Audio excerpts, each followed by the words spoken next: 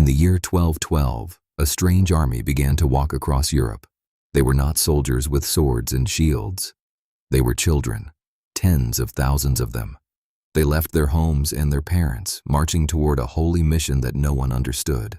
The world back then was a dark place. People were full of faith, but also full of fear. They saw signs in the sky and heard whispers in the wind. It was a time when a miracle felt real, and a curse felt even realer. The world was waiting for something big to happen. The sign did not come to a king or a holy man. It came to two young boys. One lived in France, the other lived in Germany. They did not know each other. The boy in France was named Stephen of Cloyes. The great armies of kings had failed. Knights in heavy armor had lost. A dark feeling spread over the land. People felt God was angry. They believed the adults were full of sin. So a strange new idea grew. A whisper that only the pure could win. Only children. The boy in Germany was Nicholas of Cologne. They were just shepherd boys, but they spoke with a strange power. When they talked, adults stopped to listen. Parents let their children go. Something in their eyes made people believe. It was not normal. Stephen started first. He walked through the villages of France. Soon, 30,000 people followed him. Most of them were children. He told them a story, a promise. He said they would walk south, all the way to the big sea, and when they got there, he promised the water would open up, the sea would part for them, making a dry path, just like in the old holy stories. This belief was a fire in a dry field. People were looking for a sign, anything to hold on to. A strange feeling was spreading across the land, a whisper that something big was about to happen. A child's dream could feel more real than the hard world around them. In France, a shepherd boy named Stephen of Cloyes stood up. He spoke with a strange power. He held a letter he said was from heaven. His eyes burned with a light that made grown men and women shiver and listen. At the very same time, far away in Germany, another boy appeared. His name was Nicholas of Cologne. He preached in the streets. His voice was not a child's voice. It was filled with a strange certainty. Adults felt a pull they could not explain. They let their children go. Stephen of Cloyes started his march, and an army gathered around him.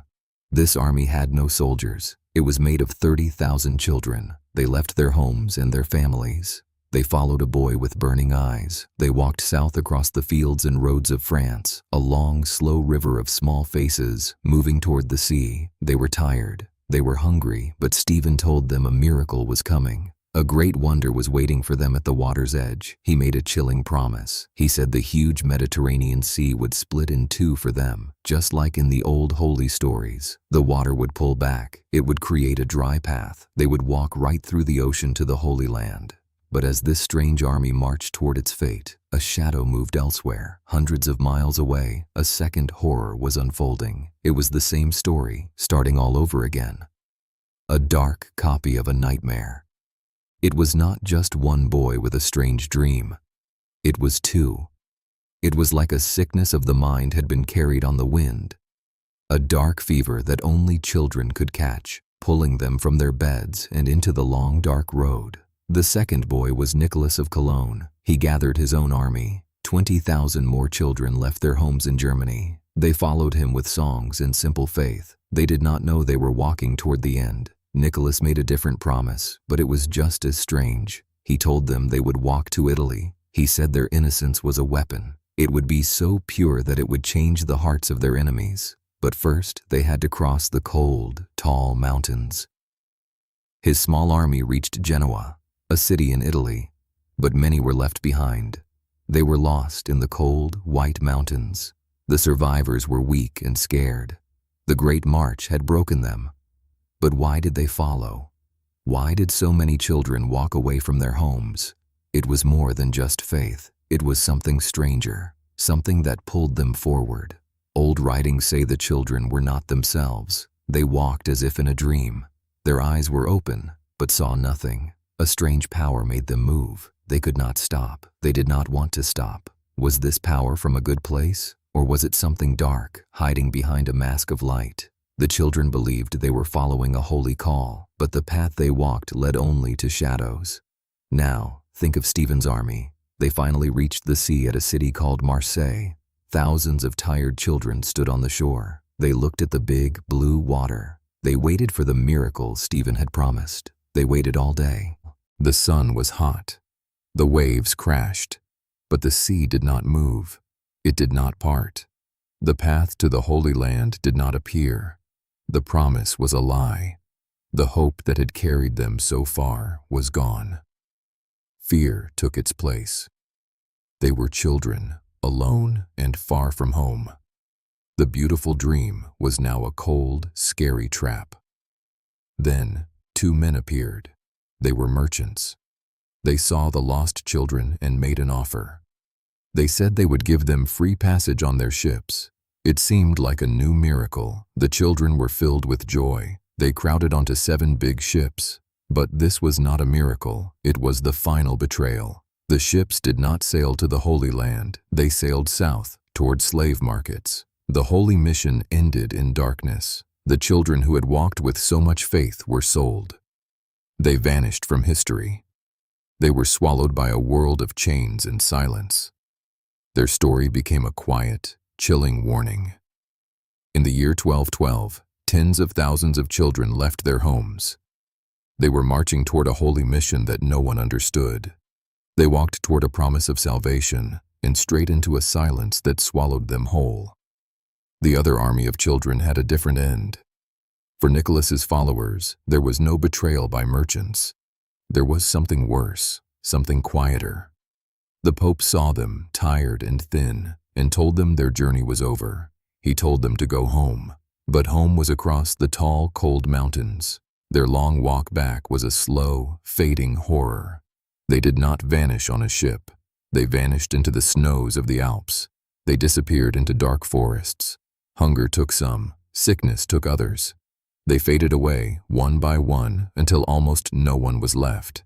Their end was not a loud crime. It was a silent, creeping emptiness. History has almost no record of what happened to them. Tens of thousands of children walked across Europe, and the world forgot them.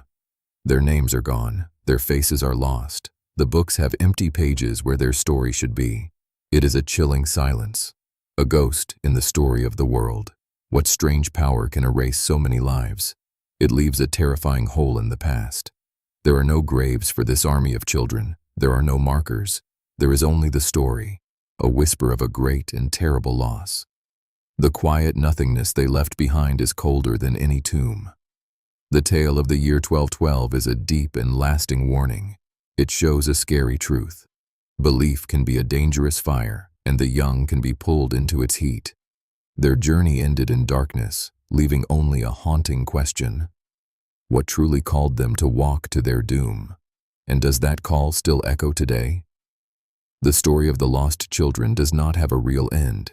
It just stops. History has no clear answers for the thousands of parents who waited. They waited for sons and daughters who never came home. Their names are not written down. Their faces are forgotten. Some old tales say you can still hear them. On quiet nights, along the old roads in France and Germany, people hear soft footsteps. They hear the faint sounds of children singing sad songs. But when they look, the road is empty. There is only the wind and the dark. What really spoke to Stephen and Nicholas? Was it a holy voice from above? Or was it a whisper from somewhere else, somewhere much darker? A voice that copied a good thing to do a very bad thing. It promised a miracle. It delivered only silence. Imagine a power that could fool so many. A power that could hide in the mind of a child. It could make them believe a lie so strongly that they would lead their friends into danger. This was not a normal army. It was an army of belief, marching toward a trap they could not see. The books that tell this story are few. Many details are missing. It is almost like the story was erased on purpose, as if something wanted to hide the truth of what happened.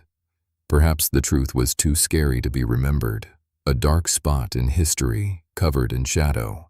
Some people say it was just a sickness of the mind, that all the children and adults believed a crazy idea at the same time. But that idea is almost scarier.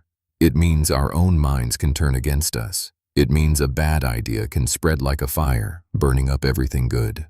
Think of the empty houses left behind, the small beds that were never slept in again, the toys that were never played with. Every quiet village held a deep sadness. A whole generation of children was gone. The silence they left was louder than any battle. Did their sad journey leave a mark on the land itself? Do the forests and mountains they crossed still remember the fear?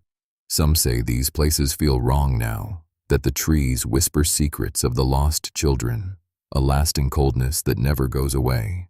The story feels old, but the fear is not. It is a warning. It shows how easy it is to lead people who want to believe in something good.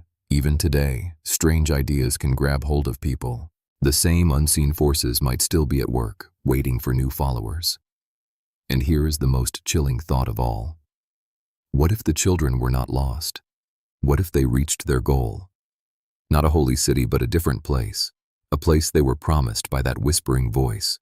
A place from which no one ever returns.